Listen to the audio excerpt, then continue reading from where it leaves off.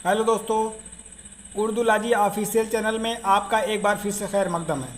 आज हमारी यह सुपर 50 की दूसरी क्लास है और जो लोग चैनल को पहली बार विज़िट कर रहे हैं वो चैनल को सब्सक्राइब कर देंगे, शेयर कर देंगे, लाइक कर लेंगे और उनको उनकी जानकारी के लिए बता दें कि डिस्क्रिप्शन बॉक्स में एक टेलीग्राम चैनल का लिंक है। वहाँ पे आप जा कर के बीपीएससी के लिए वहाँ एक कंप्लीट नोट्स की पीडीएफ मिलेगी आपको। वहाँ रिकॉर्डेड लेक्चर है, वहाँ आपको उसके अलावा भी और बहुत सारी चीज़ें हैं वहाँ आपको मिल जाएगी। वहाँ से आप अपनी तैयारी में मज़ीद इजाफा कर सकते हैं।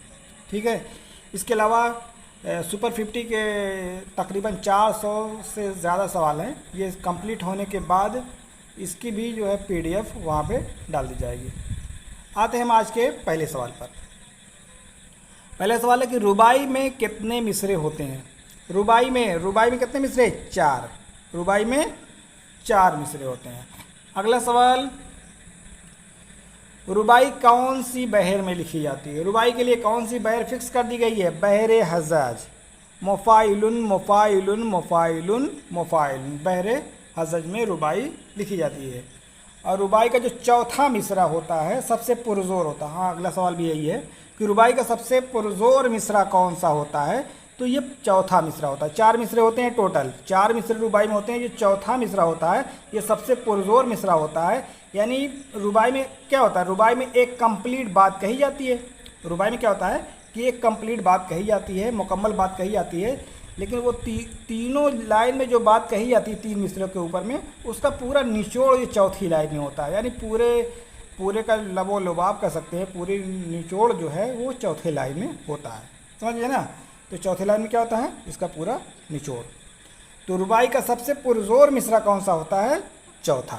क्लियर हो गया ना?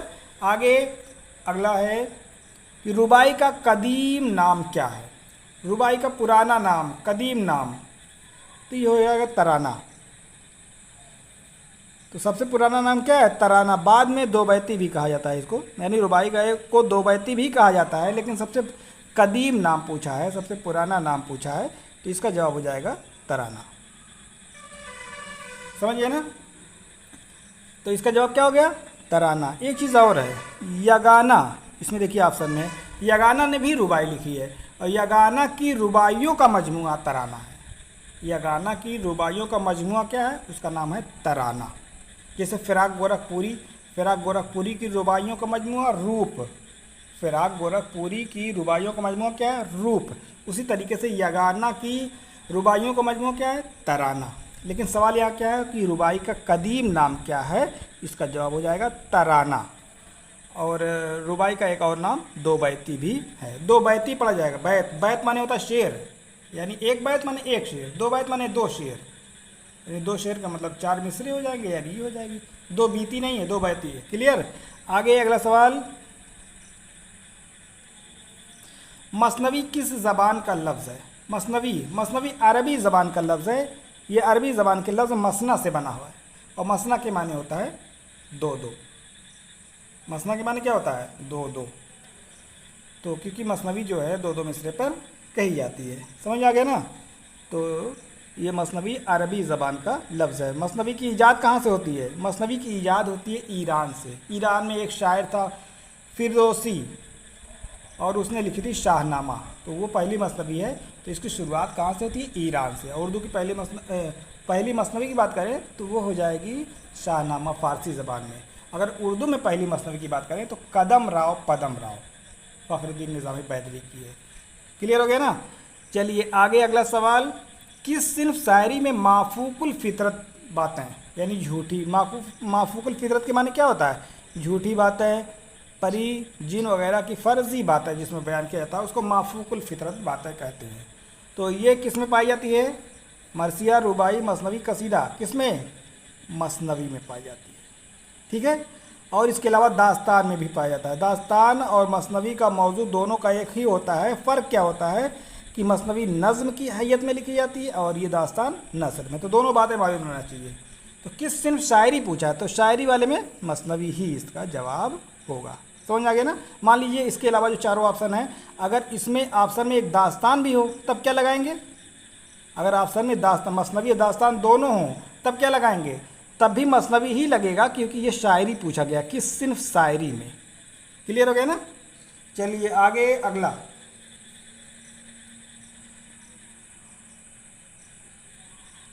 उर्दू की पहली मसनवी कौन सी है? उर्दू की पहली मसनवी कदम राव पदम राव फ़खरुद्दीन निज़ामी बैदरी की है। ये किसकी है? फ़खरुद्दीन निज़ामी बैदरी की है। और इस मसनवी के दो किरदार हैं, दो अहम किरदार हैं, कदम राव और पदम राव। कदम राव जो रहता है राजा रहता है, और पदम राव उसका वज़ीर रहता है, जो कि एक सांप है। क्या है? सांप रहता है। तो ये बात हो गई उर्दू की पहली मसनवी कदम राव। अगला सवाल, कौन सी मसनवी में रहेगा? ठीक है, कौन सी, यहाँ मसनवी छूट गया है, कौन सी मसनवी में लड़की जहर खाकर खुदकशी कर लेती है? तो इसका जवाब क्या हो जाएगा? ज़हर इश्क। किस क्या होगा? ज़हर इश्क किसकी है? मिर्ज़ा शौक़ की। मिर्ज़ा शौक़ की मसनवी है ज़हर इश्क। इसका जवाब ज़हर इश्क हो जाएगा। गुलशन इश्क किसकी है? नुसरती की है। नुसरती ने 3 मसनवी लिखी है, गुलशन इश्क, अली नामा, तारीख़ सिकंदरी। तो ये अली नामा भी जो है नुसरती की है। सहरुल बयान किसकी है? मीर हसन की। तो इसका जवाब हो गया ज़हर इश्क। अगला सवाल, इनमें से मीर हसन की मसनवी कौन सी है? मीर हसन की इनमें से कौन सी है? ज़हर इश्क तो शौक़ की है, कदम राव पदम राव फ़खरुद्दीन निज़ामी की है, और कुतुब मुस्तरी वजही की है। सहरुल बयान मीर हसन की आखिरी मसनवी सहरुल बयान, इसी पर इनको जो है आसिफुद्दौला ने एक शाल इनायत फरमाई थी। तो हम आते हैं अब अगले सवाल पर, 60 नंबर पर। 60 नंबर सवाल है, किस सिन्फ को बयानिया शायरी की मेराज कहा जाता है? बयानिया शायरी की मेराज किसको कहा जाता है? मसनवी को। क्योंकि इसमें बड़ी से बड़ी बातें बयान हो जाती हैं। कितनी भी बड़ी बातें हों, शेर चाहे जितने अशार में कह लीजिए, लेकिन और सब के लिए पाबंदी होती है। गज़ल वगैरह, कसीदा वगैरह के लिए पाबंदी होती है कि इतने ही शेर से ज़्यादा नहीं कह सकते, लेकिन मसनवी में जो है कोई पाबंदी नहीं है, चाहे जितने शेर उसमें कहिए। उर्दू की एक सबसे तवील मसनवी खावरनामा, उसमें 24,000 अशार हैं। खावरनामा, खावर के माने सूरज होता है। चलिए आगे अगला सवाल, ईहाम के माने क्या होता है? ईहाम के माने होता है वहम में डालना। ईहाम के माने होता है वहम में डालना। ठीक है, ये एक सनत होती है, एक अलंकार होता है ईहाम। इसके बारे में वीडियो यूट्यूब चैनल पड़ी हुई है ईहाम, तो उसको आप वहाँ से उसके बारे में जान सकते हैं। क्लियर हो गया ना? ईहाम के माने क्या होता है? वहम में डालना। अगला सवाल, ईहाम गो शोरा में कौन सा शायर शामिल नहीं है? ईहाम गो में मीर, खानारजू, नाजी, आबरू, तो ये तो है मीर का शुमार ईहाम गोई में नहीं होता है। मीर तकी मीर का शुमार जो है ईहाम गो शोरा में नहीं होता है। समझिए ना? तो ये हो गया। अगला सवाल 63 नंबर है, नातिया कसीदे के लिए कौन सा शायर मशहूर है जिसने नातिया कसीदे की बुनियाद डाली? नातिया कसीदा मोहसिन काकोरी। नातिया कसीदे का बानी मोहसिन काकोरी, और नातिया कसीदे का खातिम यानी इसी पे ख़त्म होता है, यही शुरुआत करते हैं यही ख़त्म करते हैं। इन्होंने 5 नातिया कसीदे लिखे हैं, जिसमें सबसे मशहूर इनका वही है, संत काशी से चला जानिबे मथुरा बादल। एक चीज़ और है कि मोहसिन काकोरी ने जो 5 कसीदे लिखे हैं, सबका मौजू मोहम्मद रसूलुल्लाह सल्लल्लाहु अलैहि वसल्लम की मदा है। नातिया कसीदा लिखा है, ऐसा नहीं कि संत काशी से चला जानिबे मथुरा बादल, तो मन काशी और मथुरा की बात हो रही है तो उसका मौजू कुछ और है। उसका मौजू है नात, उसका मौजू है। क्लियर हो गया ना? और नात में मोहम्मद रसूलुल्लाह सल्लल्लाहु अलैहि वसल्लम की मदा होती है। क्लियर? आगे अगला सवाल, सूफ़ी शायर या शायर तसव्वुफ़ किसे कहा जाता है? सूफ़ी शायर कहा जाता है दर्द को। शायर तसव्वुफ़, सूफ़ी शायर, तसव्वुफ़ का सुर्खील किसे कहा जाता है? ख्वाजा मीर दर्द को। ख्वाजा मीर दर्द को आधा शायर भी कहा जाता है, मीर तकी मीर ने इनको कहा था। क्लियर हो गया ना? आगे अगला सवाल, मसनवी शहर सूरत किस शायर ने लिखी है? शहर सूरत, ये सूरत सीन से रहेगा, है ना? सूरत के माने होता है सकल सूरत नहीं, ये शहर वाला सूरत है। ठीक है, सूरत शहर है ना? तो ये जो है वली की मसनवी है। ठीक है। मसनवी शहर सूरत किसने लिखी है? वली ने मसनवी शहर सूरत को जो है, सूरत शहर को बाबुल मक्का कहा है। सूरत शहर को क्या कहा है? इसकी तारीफ़ की है सूरत शहर की, और इसको बाबुल मक्का कहा है। क्लियर हो गया। अगला सवाल 66 नंबर, नकातुश शोरा किसका तज़किरा है? नकातुश शोरा मीर तकी मीर का तज़किरा है। इसमें कुल कितने शायर शामिल है? 103 शायर शामिल है। ठीक है, कितने शायर? 103 शायर। अगर पूछा जाए ये कितनी हिजरी में लिखी गई है, तो 1165, याद रखिएगा। ठीक है, 1165 हिजरी में ये तज़किरा लिखा गया है, और इसका सन हो जाएगा 1751। आगे अगला सवाल, उर्दू शायरी का बाबा आदम किसे कहा जाता है? उर्दू शायरी का बाबा आदम वली दक्नी को कहा जाता है। किसको?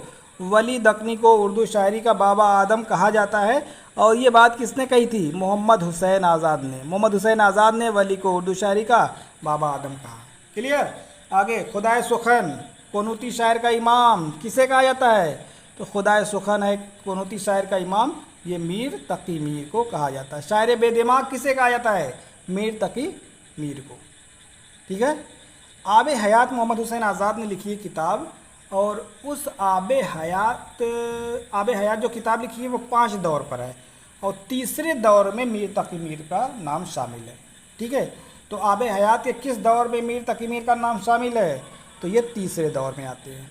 कुनूती शायर का इमाम मोहम्मद हुसैन आज़ाद ने ही मीर तकी मीर को शायर बेदिमाग कहा है। क्लियर। अगला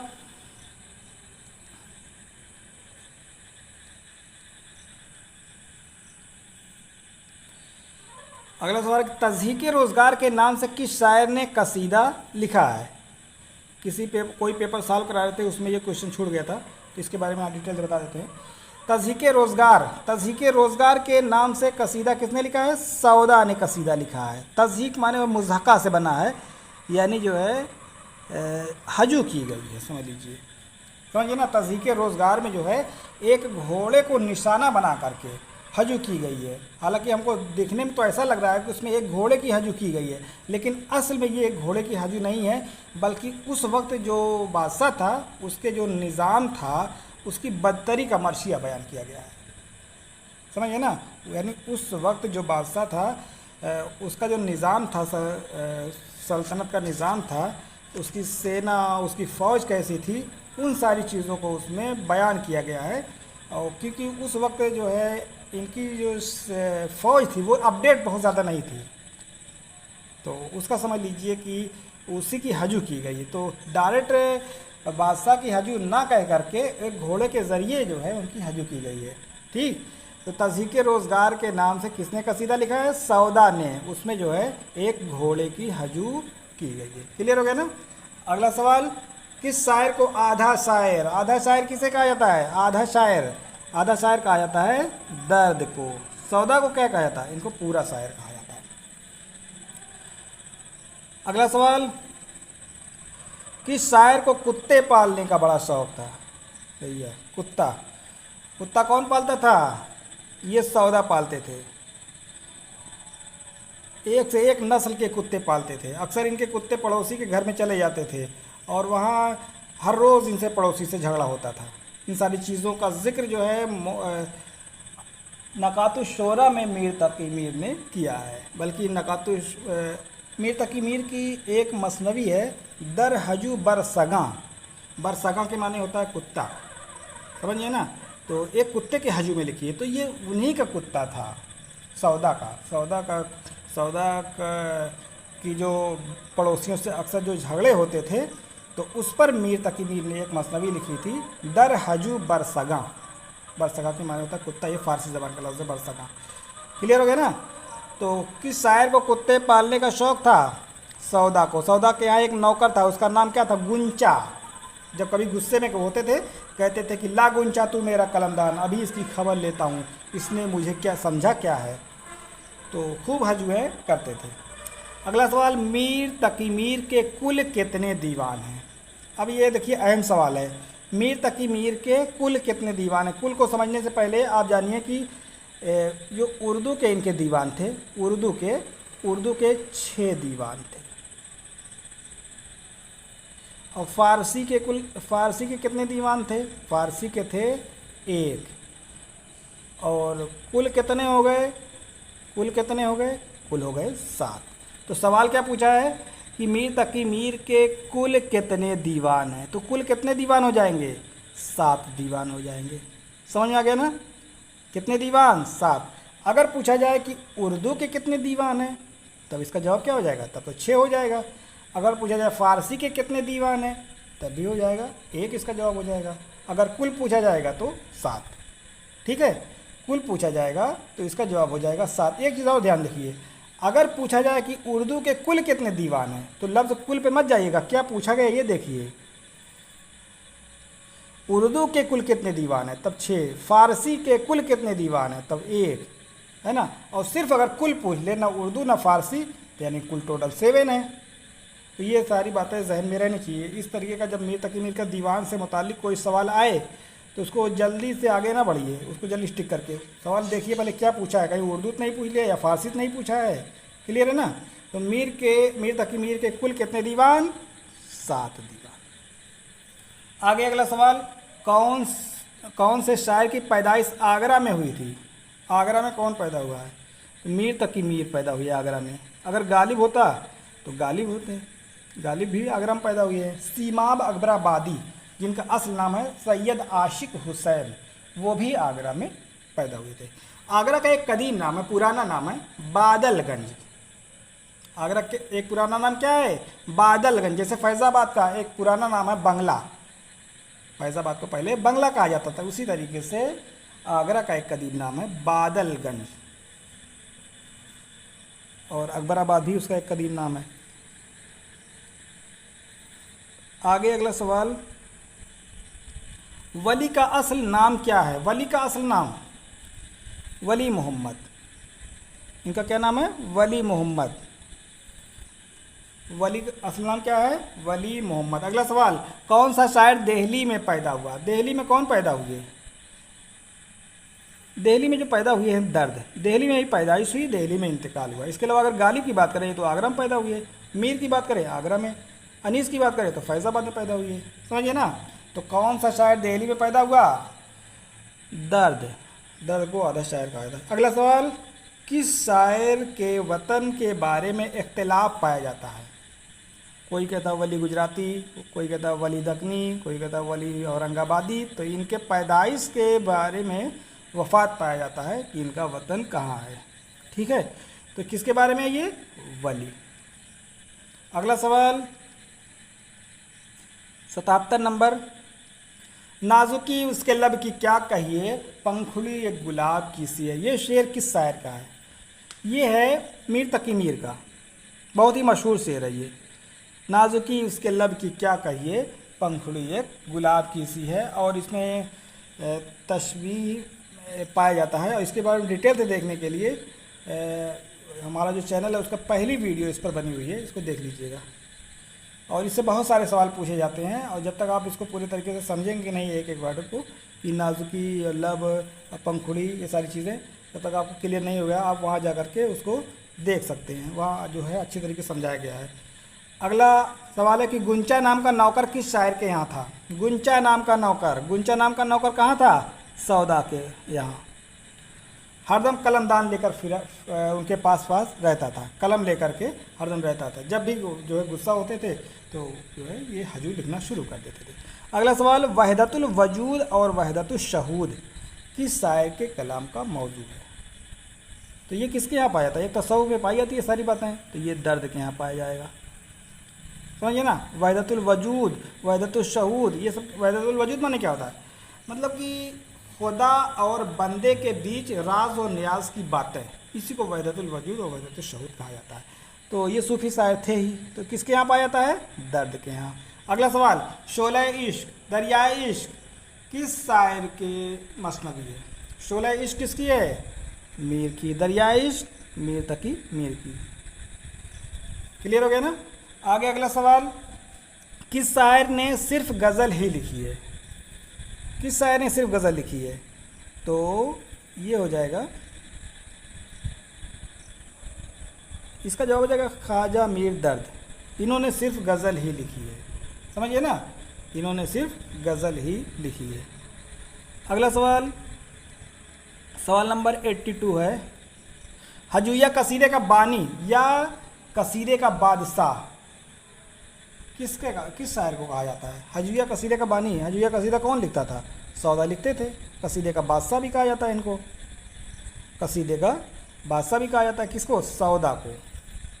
कसीदे का नक्काश अव्वल भी कहा जाता है। तो तीनों बातें याद रखिएगा, कसीदे का नक्काश अव्वल, कसीदे का बादशाह, हजूया कसीदे का बानी कौन है? सौदा। सौदा का इंतकाल कैसे हुआ था? ज़्यादा आम खाने की वजह से इंतकाल हो गया था। अगला सवाल, किस शायर की शायरी को दिल्ली का मरसिया कहा जाता है? किस शायर की शायरी को दिल्ली का मरसिया कहा जाता है? तो ये इसका जवाब क्या होगा? मीर तकी मीर। दिल और दिल्ली का मरसिया किस शायर की शायरी को कहा जाता है? मीर। दरअसल क्या है कि जब मीर तकी मीर दिल्ली में थे तो वहाँ नादिर शाह, अहमद शाह अब्दाली ने तमाम ज़बरदस्त तरीके से लूटा दिल्ली को। और मीर जो है, जो शाह आलम बादशाह थे, जिसको गुलाम कादिर रूहेला ने अंधा कर दिया था, उनके आंखों में जलती हुई सलाइयाँ उनके आंखों में डाल दी थी गुलाम कादिर रूहेला ने, और बादशाह अंधा हो गया था। उसके बाद उसको उसी के कैद खाने में डाल दिया गया था। तो ये सारी चीज़ें, दिल्ली का मरसिया, इन सारी चीज़ों को मीर तकी मीर ने अपनी आंखों से देखा था। और उसके बाद उनका शेर बहुत ही मशहूर है मीर तकी मीर का, कि शाह की कहले जवाहर थी खाकपा जिनकी, शाह की कहले जवाहर थी खाकपा जिनकी, उन्हीं की आंखों में फिरते सलाइयाँ देखी। यानी जो बादशाह था उसके हीरे जवाहरात उसके पाँव की धूल हुआ करते थे, लेकिन मैं आज उन्हीं की आंखों में जलती हुई सलाइयाँ देख रहा हूँ। शाह माने बादशाह, शाह की कहले जवाहर थी खाकपा जिनकी, उन्हीं की आंखों में फिरते सलाइयाँ देखी। ये शेर जो है, ये शेर दिल्ली की बर्बादी को बयान करता है। ये शेर दिल्ली का मरसिया समझ लीजिए, कह सकते हैं। तो किस शायर की शायरी को दिल्ली का मरसिया कहा जाता है? मीर तकी मीर को। समझ आ गया ना? चलिए अगला सवाल, किस शायर को पाव शायर कहा जाता है? कहा गया है किस शायर को पाव शायर कहा जाता है? पाव माने 250 ग्राम। इसके बारे में आपको बता दें कि लखनऊ में एक बार मीर तकी मीर के पास कुछ लोग गए, तो पूछा कि मीर तकी मीर से कि जो है, क्यों हज़रत आजकल जो है लखनऊ में कुल कितने शायर हैं? उन्होंने कहा कि आजकल कितने शायर हैं, ये पूछा। तो उन्होंने कहा कि एक मैं हूँ और एक सौदा है और आधे मीर दर्द हैं। तो पता चला कि 2.5 बताया इन्होंने, है ना? कितना बताया? 2.5 बताया। पहले जवाब में क्या बताया? कि 2.5। फिर लोगों ने कहा कि मीर सोज़ भी तो अच्छे शायर हैं, और मीर सोज़ जो है आसिफुद्दौला के उस्ताद भी हैं। तो इन्होंने जो है बड़ी मुश्किल से कहा कि हाँ ठीक है, वो भी हैं, वो पाव शायर हैं। ठीक है, कितनी है? पाव शायर, यानी 1/4, 250 ग्राम जिसे कहते हैं। तो कुल मिलाकर कितने हुए? 2.25। कितने हो गए कुल टोटल? 2.25। तो पहले जवाब में उन्होंने क्या बताया था? 2.5 बताया था। बाद में कितने हो गए? 3। समझ आ गया ना? तो एक सौदा, एक मीर और आधे दर्द, और सोज़ क्या है? पाव शायर हैं। क्लियर हो गया ना? तो किस शायर को पाव शायर कहा गया है? ये कहा जाता है सोज़ को, मीर सोज़ को। मीर सोज़ का शुरुआती तखल्लुस क्या था? मीर सोज़ का शुरुआती तखल्लुस था मीर। इनका शुरुआती तखल्लुस था मीर। उसके बाद मीर चले आए लखनऊ में, और मीर तकी मीर की शोहरत इतनी ज़्यादा हो गई कि मीर सोज़ ने डर के मारे अपना तखल्लुस बदल लिया, और उन्होंने कहा भैया मेरा तखल्लुस तो सोज़ है ना? उन्होंने अपना तखल्लुस बदल करके सोज़ कर लिया। तो सोज़ का इब्तिदाई तखल्लुस मीर था, बाद का तखल्लुस सोज़ हो गया। क्लियर हो गया ना? चलिए आगे अगला शायर, अगला सवाल, पहलवान शायर इनमें से कौन है? पहलवान शायर नासिक को कहा जाता है, पहलवानी करते थे, पहलवान शायर कहा जाता है, पहलवान सुखन कहा जाता है, अदबी डिक्टेटर कहा जाता है। इसके बारे में बहुत सारी बातें हो चुकी हैं। ठीक है, अदब का तानाशाह भी कहा जाता है, अदबी डिक्टेटर, पहलवान सुखन, दुम कटा भैंसा किसको कहा जाता है? दबिस्तानी लखनऊ का बानी, इस्लाह ज़बान के लिए लखनऊ में मशहूर हैं। लखनऊ का पेशवाई आज़म कौन है? नासिक। नासिक की किससे चस्मक थी? आतिश से। क्लियर हो गया ना? आगे अगला सवाल, किस शायर की उर्फियत मिर्ज़ा नौशा थी। मिर्ज़ा नौशा किसकी थी? गालिब की। गालिब तो पैदा हुए आगरा में, लेकिन इनकी ससुराल जो है दिल्ली में थी, और दिल्ली वाले इनको जो है मिर्ज़ा नौशा कहा करते थे। ये उनकी उर्फियत है, समझ गए ना। तो मिर्ज़ा नौशा किसकी उर्फियत है? गालिब की। शेख इमाम बख्श किस शायर का असल नाम है? नासिक का। नासिक का जो पूरा नाम है शेख इमाम बख्श, तो नासिक इनका तखल्लुस था।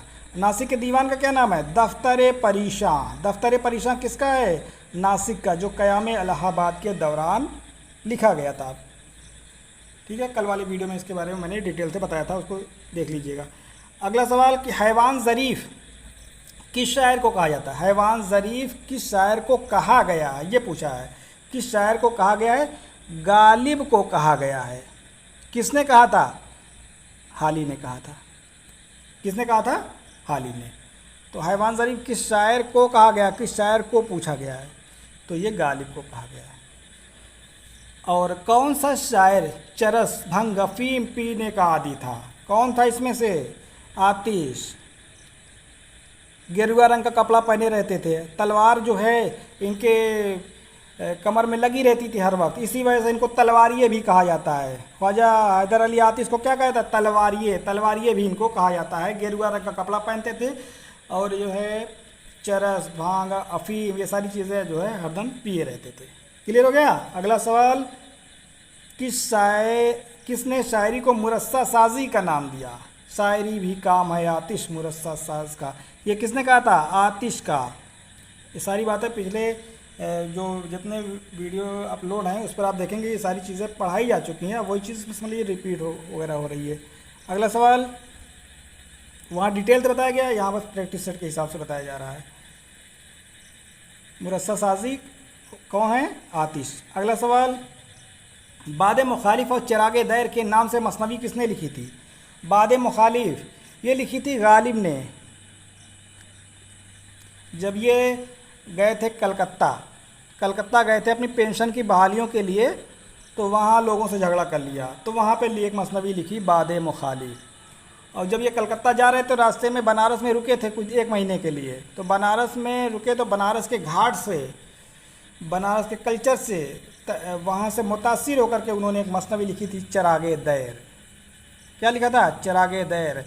और गालिब ने अपनी मसनवी चिरागे दैर में बनारस को बुत परस्तों का हरम कहा है।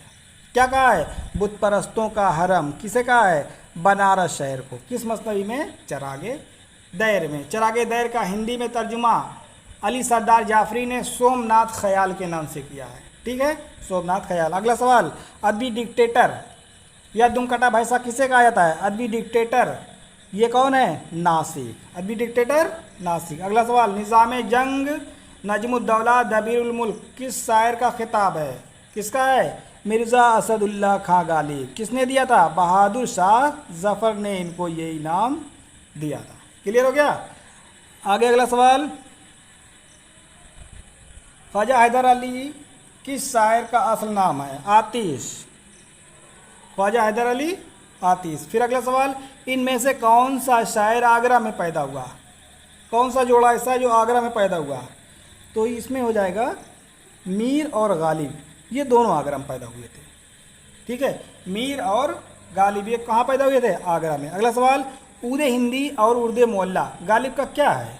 ये इनके खतूत का मजमूआ है, मकतूब या खतूत, गालिब के खतूत का मजमूआ। अगला सवाल,